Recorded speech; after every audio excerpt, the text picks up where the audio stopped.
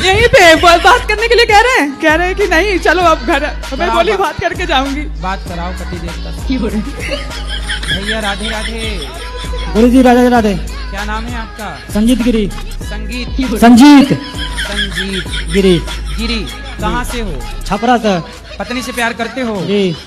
तो गाली काहे देते हो? प्यार करते गाली कोई भी जो काम बता तो काम करती ना है पूरा। काम नहीं करती? कहाँ करती है? अच्छा ये बताओ। अच्छा हाँ। मैं भी दोबारा मैं जो कहते मैं भी कह देती हूँ। आज पहली बार आई हूँ मैं यहाँ पे। चलो आए, पूरा शिकायत कर दी पति की। गलती हम पूरी बात तो बता नहीं पाएंगे। कोई बात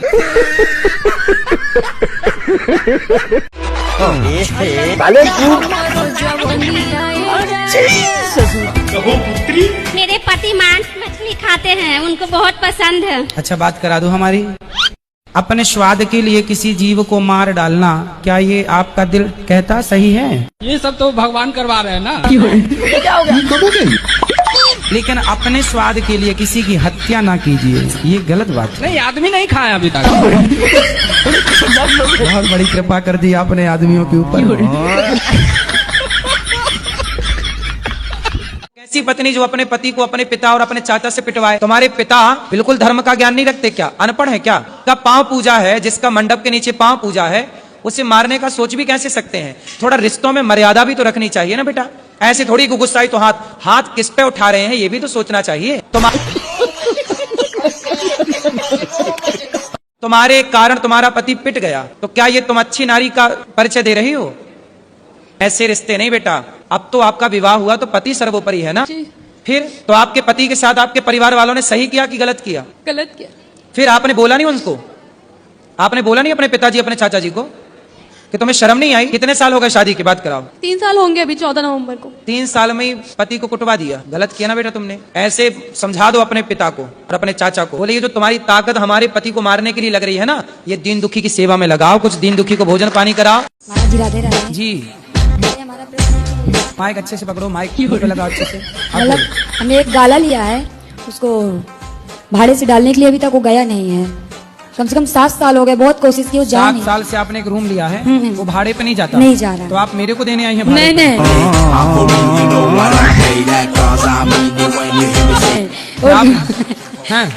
उसको डाल रहे हैं कि भाड़े से चला जाए, नहीं भी जा रहा है, तो क्या करें? तो अब नहीं जा रहा है, चलो मैं बोल देता हूँ भाई, आप किसी को रूम की जरूरत हो तो निका रूम ले लो भाड़े से। और क्या करना बताओ? और कुछ नहीं, ये कहाँ है आपका रूम? मुंबई में। अच्छा, मुंबई में तो खूब रूम चले जाते हैं। नहीं जा रहे महाराज जी, नहीं जा रहे। तो मुंबई में जनसंख्या कम हो गई क्या? नहीं कम तो नहीं है, पर जा नहीं रहा, पता नहीं क्यों नहीं जा तो रहा। आप उसके बाहर लिख दो ना कि किराए से देना है, भाड़े पे देना है। लिखा भी, लोगों ने नहीं ले रहे हैं अभी, पता नहीं क्यों। तो आप एक स्लेट में लिखो भाड़े से देना है रूम, और लेके खड़ी रहो स्टैंड में।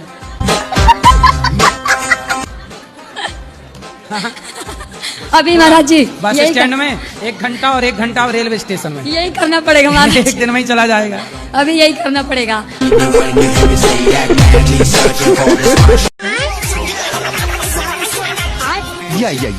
कहो पुत्री। गुरुजी मुझे तो गुस्सा भी आ रहा है, इतनी देर हो गई, हाथ हिलाते हिलाते सारा हाथ दुख गया।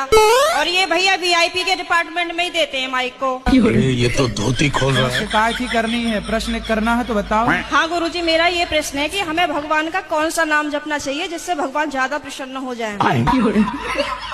आपके पिताजी आपको क्या कहते हैं? बेटी। और भाई बहन। शादी हो गई? हाँ जी। पति क्या बोलते हैं? पति तो गाली दे के ही बोलते। तो गाली के आगे क्या बोलते हैं आपको? प्रिय बोलते हैं, पत्नी बोलते हैं, क्या बोलते हैं? कुछ नहीं सर, डायरेक्ट। तो आप शिकायत बहुत करती हो ना, इसलिए गाली देते हैं। मैं कमरे में अपने आप को बंद करके और आप ही का देखती रहती हूँ। अल्लाह माफ करे, बहुत मनुष्य लग रहा हूं। और अभी भी मेरा कोई जाने का मन नहीं है। अगर आप रात को यहीं रुको तो मैं भी रुक जाऊंगी। हमको सिर्फ फांसी का सजा चाहिए। राधे राधे गुरुजी। हाँ जी। खाना खा लिया आपने? खाना नहीं खाते हम, प्रसाद खाते हैं। जी बिल्कुल, सेहत सही है ना सबकी? सब कृपा है जी। और बताओ। बढ़िया है। सेवा नहीं सर। गुरुजी सबसे पहले तो मुजफ्फरनगर वालों की तरफ से राम राम। राम राम। मुजफ्फरपुर वाले नगर वालों को राम राम। मुजफ्फरपुर वालों को मुजफ्फरनगर। मुजफ्फरनगर जी। सब मुजफ्फरनगर वालों को राम राम। राम राम जी। मेरे गले में हड्डी अटक गई गुरुजी। किसकी? नहीं मेरा अभी वो बता रहा कैसी हड्डी है। अभी मैंने एक लड़की को काली नागिन कहा था, हाँ हाँ तो उसे पता चल गया। हाँ। तो उसने मतलब मेरे दोस्तों के थ्रू ही बात करी, मैंने तो नंबर ब्लॉक कर रखा। तो मुझे भी कह रही तुमने मुझे काली नागिन क्यों कह दिया। मैंने कहा चल नागिन नहीं काली तो आई तू।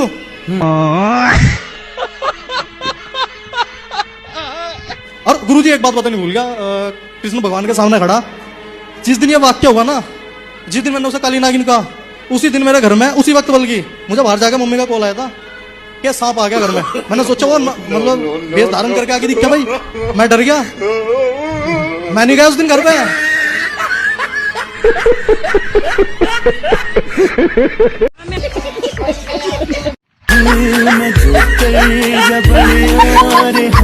आप कहते हैं दारू पीना पाप है, चिकन खाना पाप है क्योंकि उसमें जान है।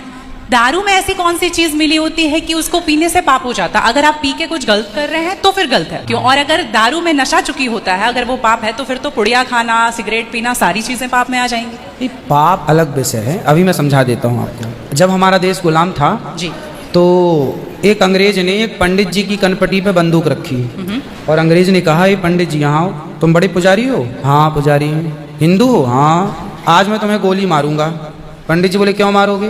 बोले आज 4 चीजें तुम्हारे सामने हैं। पहले पराई स्त्री लाके रख दी, तुझे आज इसके संग रहना है। दूसरा मांस रख दी, आज तुझे मांस खाना है।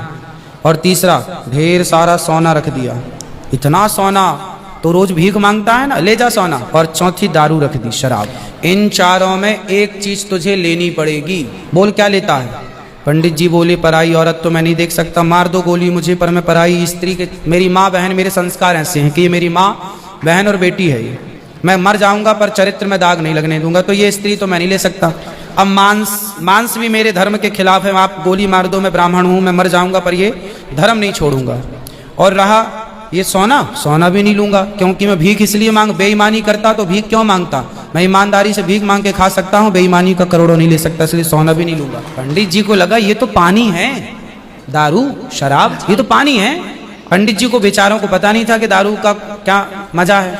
अब उनको लगा ये पानी है, पिएंगे निकल जाएगी।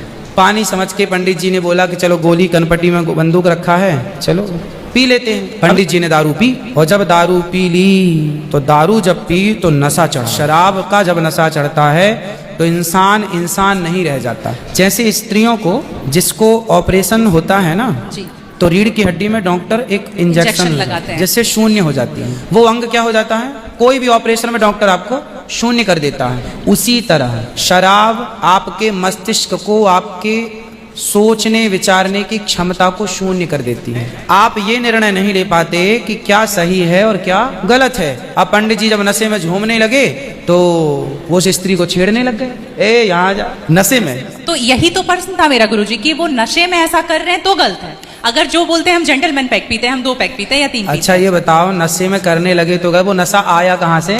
शराब जहाँ से आया वही तो गलत है। नहीं तो गुरुजी, सारे फसाद की जड़ तो वही है। गुरुजी जब ज्यादा पी ले रहे हैं तो ऐसा हो रहा है, जो कम पी रहे हैं और ये कह रहे हैं कि कम पीने से ऐसा नहीं होता, आप ज्यादा हमारे यहाँ 5 महापाप गिनाए हैं शास्त्रों ने जी।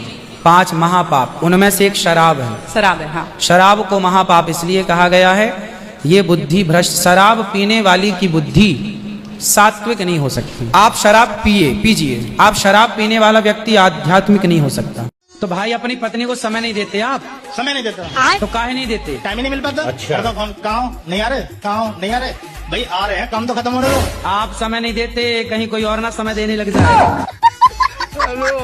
और समय कैसे देगा? इसलिए समय दो, क्योंकि वो भी सारे पुरुषों को अपनी अपनी पत्नियों को समय देना चाहिए।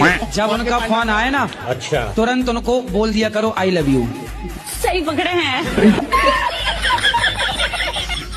जितनी बार फोन आए आई लव यू कह दिया करो बस। अब पत्नी बोलती है कहाँ हो जल्दी आओ, तो बेचारी वो ठीक तो कह रही है, कहाँ हो, थोड़ा पत्नी के पास बैठो, थोड़ा हंसो, बातें करो। अब आप दिन भर काम काम काहे इतना काम।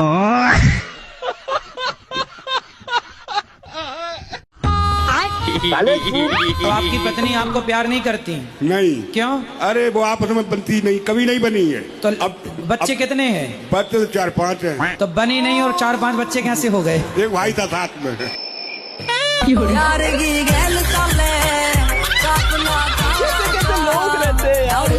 गुरुजी हमारा छोटा भाई है जी, जो हमारे साथ बहुत ही गलत कर रहा है। क्या? वो 11 साल से मेरी बीवी के साथ गलत संबंध है।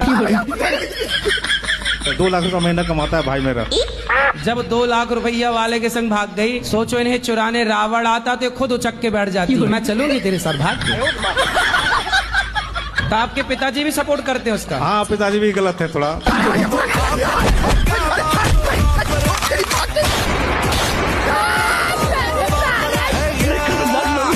जी मैं भी 15 सालों से ही माता सीता का भी रोल करती हूँ रामलीला में दिल्ली में। अच्छा। और एक्टिंग अलग करती हूँ लेकिन माता सीता का भी रोल करती हूँ। तो तब मुझे ज़्यादा दुख होता है क्योंकि मैं जो रोल करती हूँ उसको मैं पैसे के लिए नहीं करती कभी, पर मुझे लगता है कि मैंने कुछ गलत नहीं किया। फिर भी कई बार मीम्स ऐसे बनाए जाते हैं तो दुख हो जाता है थोड़ा सा। लेकिन हाँ, अब जो आपने बोला ना तो शांति मिली है। तो सीता माता का रोल करती हैं, तो कुछ सीता माता के रोल के टाइम पे जो बोलते हैं वो बोल के बताइए, क्या बोलना होता है उस टाइम? डायलॉग? हाँ, मैं वो डायलॉग बताती हूँ जो सीता माता ने हनुमान जी को दिया था, आशीर्वाद। अच्छा। हे हनुमान, दी शक्ति तुझे, दी बुद्धि तुझे, दी युक्ति तुझे, दी भक्ति तुझे, दी मुक्ति तुझे। आशीर्वाद है माँ का यही, तू रहे अजर अमर बेटा, रघुनाथ तुम्हारे साथ रहे, तू रहे सदा अनुचर बेटा। श्री रामचरित के पन्नों पर तेरा भी नाम महान हुआ, श्री रामचरित के साथ साथ तू भी प्रसिद्ध हनुमान हुआ। अब जहां भी राम मंदिर होगा वहां राम दुलारा भी होगा, सीता लक्ष्मण के साथ साथ ये हनुमत प्यारा भी होगा। पूरा बोलो। जय श्रीमन नारायण महाराज जी। जय श्रीमन मैं बरेली से आई हूँ, जानते भी हो रहे हो आप तो, मैं तो हर महीने आती हूँ। बरेली? हाँ जी। झुमका गिरा रे? जब आप जाओगे तभी गिरवाऊंगी। अभी मिला नहीं झुमका है? नहीं मिला है, बस गिरा है। बहुत बड़ा झुमका है। आप माँ बाप की बात नहीं मानती? क्या कहते हैं माँ बाप? बताओ। तो माँ बाप भगवान है ना, तो भगवान के पास आए। आपको क्या अच्छा लगता है, क्या करना अच्छा लगता है? हमें वृंदावन में अच्छा लगता रहना। ठीक है, वृंदावन अच्छा है, आपको वृंदावन अच्छा लगता है, अच्छी बात है। तो आपको अपने माँ बाप से क्या दिक्कत है? बताए चली जाती है महाराज, हमारी बेइज्जती होती है, हम जात के राजपूत हैं, हमारी बहुत बेइज्जती होती है। इनसे कहते हैं तुम्हें जरूरत है तो मम्मी को या पापा को लेके 2-4 महीने में दर्शन करा दें हम सब में। हमें कहीं नहीं अच्छा लगता, बस लगता है यहीं पे दफन हो जाए बस। तो माँ बाप अच्छे नहीं लगते आपको? हमें कुछ नहीं अच्छा लगता। अच्छा, शादी ब्याह नहीं करना? क्यों? हमें बस भगवान से प्यार। भगवान से प्रेम होना तो अच्छा है, परंतु माँ बाप की बात मानना भी तो अच्छा है ना बेटा। बेटी हो तो माँ बाप की आज्ञा नहीं मानोगी तो फिर आगे कौन बेटी मानेगी, और ऐसे में फिर कौन माँ बाप बेटी पैदा करेंगे? ये पूरा सिस्टम ना खराब हो जाएगा। सीता भी तो भगवान को पाई लेकिन माँ बाप की बात ना मानी, माँ बाप की आज्ञा के पालन में रही कि नहीं? समाज में ये आती है और वहाँ तो ये होता भाग गई लड़की, हम लोगों को पता नहीं, हम ढूंढते रहते हैं। तो मेरी इज्जत तो चली गई। तुम भगवान से प्रेम है तो हम लोगों के साथ आओ, प्रेम से दर्शन करो, 1-2 दिन रुक के घर चली जाओ साल 6 महीने में। ये नहीं कि परमानेंट यहीं भाग लो, हम लोग ढूंढते रहते हैं 4-4 दिन तक। कितनी उम्र है आपकी? 22 साल। पढ़ाई करती हो? पढ़ाई हमने छोड़ दी। अरे वो शांत रहो। पढ़ाई इसलिए हमने छोड़ दी, एक पागल बाबा थे जानते हो, क्योंकि जब उनने सब कुछ छोड़ दिया भगवान के लिए तो पढ़ाई क्या जरूरत है? बेटा आप देखो, पढ़ाई की अर्जुन को भी भगवान कृष्ण ने गीता पढ़ाई कि नहीं? पढ़ाई जरूरी ना होती तो कृष्ण अर्जुन को गीता क्यों पढ़ाते? पढ़ाई जरूरी ना होती तो राम क्यों पढ़ते? वो बात सही, पर गुरुजी जो गोपी थी ना भगवान की, तो वो भी तो नहीं पढ़ना जानती थी। किसने बता दिया आपको? मैंने टीवी में देखा। टीवी पे तो कुछ भी बताते हैं, टीवी पे तो बताते हैं कि दाने दाने में केसर का दम, तो क्या सही है? टीवी पे तो बहुत कुछ बताते हैं, जीना अगर जरूरी है तो पीना बहुत जरूरी है, तो क्या टीवी की ये बात भी मान लोगी? हर चीज नहीं मानने की होती ना बेटा, जो मानने के योग्य हो मानो। माँ बाप की इज्जत के साथ खिलवाड़ ना करो, तुम आया करो पर लोहा के पाइप मांग कर हाँ वो बिल्ली के मार के मुँह दिया गुरुजी। बिल्ली को मार डाला? मार दिया। काहे? बिल्ली कबूतर खा जाती है जी। तो आप लोग कबूतर का क्या करते हैं? कबूतर के वो बेचते हैं, कोई कोई आता है ले चढ़ाने के लिए तो। अच्छा, कबूतर बेचते हैं? बेचते हैं 500 के जोड़ी। हम रोकते हैं तो नहीं मानता है, बेच लेता है, हम नहीं बेचते। 500 रुपए की जोड़ी? जी, नेपाली। कबूतर कबूतरी दोनों? जी, बच्चा बच्चा बेचते हैं। पति पत्नी? जी। 500 रुपए में सोचिए, 500 रुपए में कबूतर बेच दिए जाते हैं, फिर वो 500 रुपए में कबूतर खरीदने वाला सारी जिंदगी उसे पिंजरे में रखता है। 500 रुपए के चक्कर में उड़ते हुए आसमान में पक्षी की आजादी आपने छीन ली, सिर्फ 500 रुपए में। उसका जीवन एक पिंजरे में कैद कर दिया, बिना अपराध की सजा दे दी आपने। सारी जिंदगी का जब तक जिएगा अब उसे जेल रहेगी, पिंजरा एक जेल है। इसलिए किसी पक्षी को ऐसे कैद नहीं करना चाहिए। उनसे बोलो कि साग भाजी का ठेला लगा लो, पेट भरने के लिए तो आप यूं भी कमा सकते हैं। किसी की आजादी छीन करके पैसा कमाए, इस पैसे से क्या होना है? समझाना अपने पति। हम अपनी घरवाली से परेशान है गुरुजी। तो आपकी घरवाली ऐसे क्या करती है कि आप परेशान हो? 80,000 रुपए में खरीद के लाए हैं। 80,000 में लाए हो? हाँ सर। कहाँ से? उड़ीसा से। तो वहाँ पत्नियां मिलती हैं 80,000 में? मिलती हैं। तो जब 80,000 की ले आए हो तो इससे महंगी भी थी क्या?